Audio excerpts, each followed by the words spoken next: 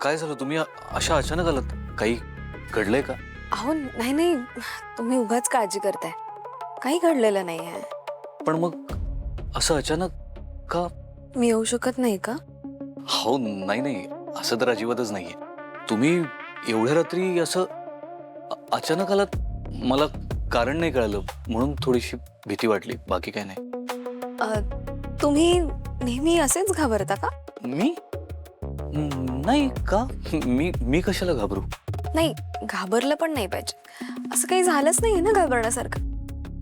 मग ठीक आहे. पण मी इथे यायचं कारण थोडंसं वेगळं आहे. काय? गेस करा. मी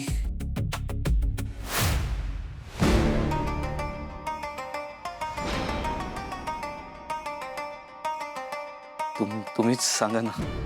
बर, मला ना तुमची खूप आठवण येत होती.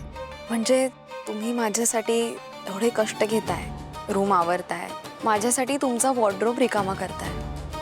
हे सगळं बघून मला राहवलंच नाही हो. म्हणून मी तुम्हाला भेटायला आली. त्यात एवढं काय आहे?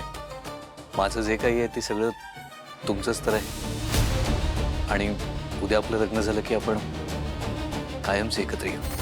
अवघड आहे. का? अहो म्हणजे आजची रात्र लवकर संपणं किती अवघड आहे नाही? कधी एकदा उद्याचा दिवस उजाडतोय आणि आपलं लग्न होतंय असं वाटतंय बघा मला. खरं आहे, म्हणजे मलाही तसंच वाटतंय. म्हणूनच मी तुम्हाला भेटायला आले. म्हणजे बघा ना, असं सिंगल असताना चोरून चोरून भेटणं किती वेगळं आहे ना. मला हे क्षण मिस करायचे नव्हते. खरं आहे तुमचं. आणि मला खरंच खूप छान वाटलं तुम्ही तेवढ्या रात्री असं मला भेटायला आलात. थँक्यू. तुम्ही खरंच खूप छान आहात हो. म्हणजे जेव्हापासून आपण पहिल्यांदा भेटलो किंवा ज्या परिस्थितीत आपलं लग्न ठरलंय, तुम्ही सांभाळून घेतलं नसतं तर माझं काय.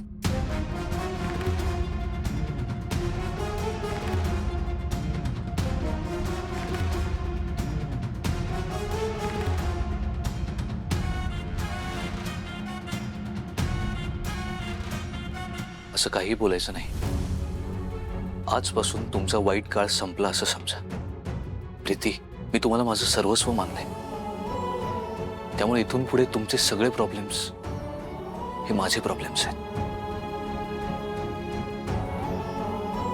माझे प्रॉब्लेम्स ते तुझे प्रॉब्लेम्स, आणि तुझे प्रॉब्लेम्स ते फक्त आणि फक्त तुझेच प्रॉब्लेम्स असतील.